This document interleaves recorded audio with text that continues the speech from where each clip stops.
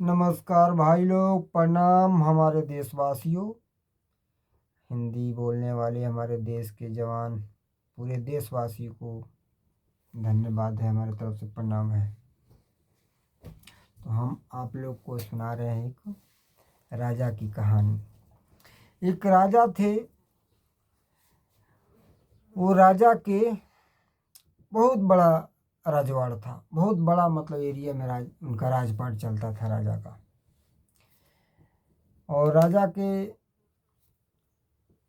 बाल बच्चा नहीं थे। राजा दानी तो थे, प्रजा को सुख से रखते थे, सब देखभाल करते थे, कोई भूखा ना रहे, और बहुत देखभाल करते थे राजा।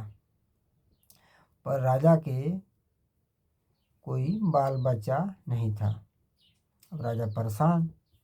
राजा सोचते थे कि हमारा संतान नहीं है, ये राजपाट हमारा कौन चलाएगा।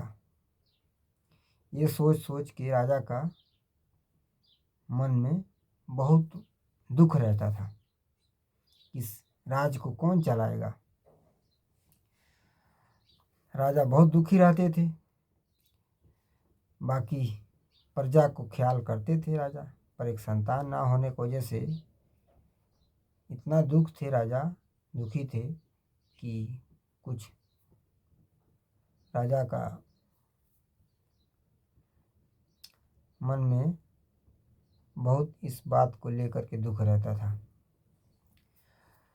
तो एक यज्ञ करवाए राजा, बड़े बड़े दूर दूर से राजा महाराजा, बड़े बड़े पूरा प्रजा का लोग को न्योता दे दिए कि पूरा प्रजा हमारे इस यज्ञ में भोजन करे।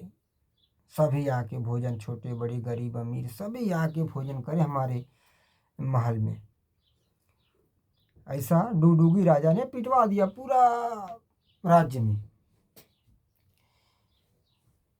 पूरा राज्य के लिए एक भोजन प्रस्ताव रखे कि यज्ञ होगा, अब पूरा राज्य के लोग को खिलाएंगे, क्या पता भगवान का महिमा हो कि हमारा राजपाट चलाने के लिए कोई संतान भी भगवान दे। दान पुण्य करेंगे, खिलाएंगे पिलाएंगे तो शायद हो सकता है। खिलाए पिलाए, पूरा प्रोग्राम बनाए, पूरा पूरा प्रजा को खिलाया पिलाया, बहुत दान पुण्य दिए राजा, बहुत सोना सर्फी भी कितने लोग को दान दे दिए, अनाज बांध बांध के भर भर के देते गए। पूरा इनका राजा का बहुत संपत्ति दान में चला गया, लोग को खिलाने पिलाने में, दान देने में।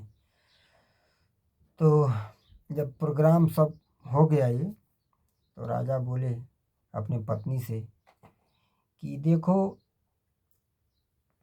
हमने इतना बड़ा यज्ञ किया था, सबको अपने नज़र में हम सबको जान मान किए, खिलाए पिलाए, पर भगवान हमको अगर दे देते कोई संतान तो हमारा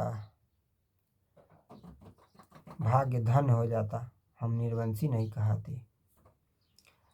तो एक दिन के बात है, एक साधु महात्मा थे, दूर से गांव में वो फेरी करते थे, जोगी थे, मतलब कि घूम के गांव में गाना और गांव नगर से भिक्षा मांगना और अपना गुजारा करना और राम नाम का भजन करना, उनका काम यही था। साधु महात्मा थे वो। तो भजन करने बहुत दूर दूर जाते थे। एक दिन भजन करते करते मतलब इसी रास्ते से राजा के राज में आ गए। इस राज्य में आए, राजा के दरबार से होके गुजर रहे थे,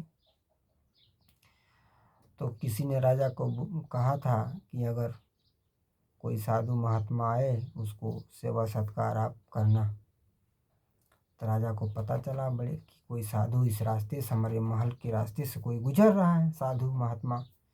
तो दरबान लोग बोला, तो राजा साहब को पता चला, तो राजा साहब दरबार में बुलाए अपने, बोले कि जाओ उस महात्मा को बुला के ले आओ हमारे दरबार में।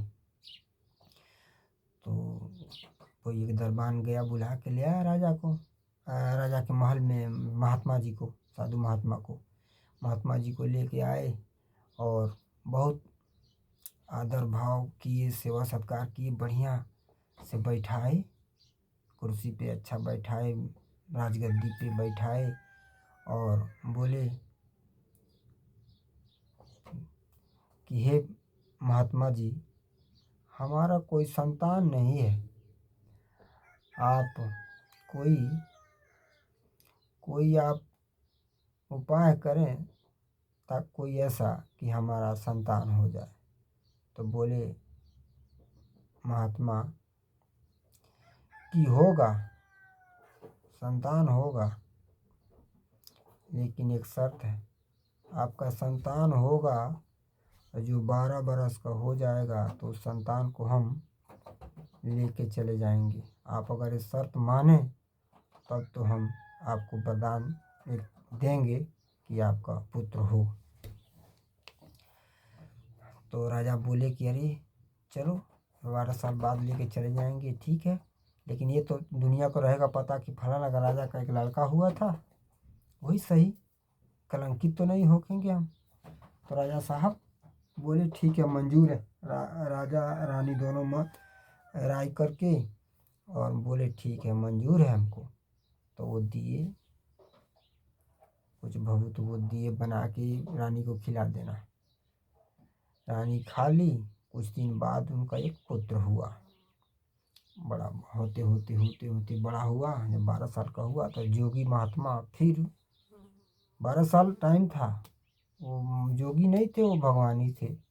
फिर वो आए, 12 साल जब हुआ तब पहले नहीं आए द्वार पे। तो भाई लोग नमस्कार प्रणाम, आगे फिर बताऊंगा आप लोग को।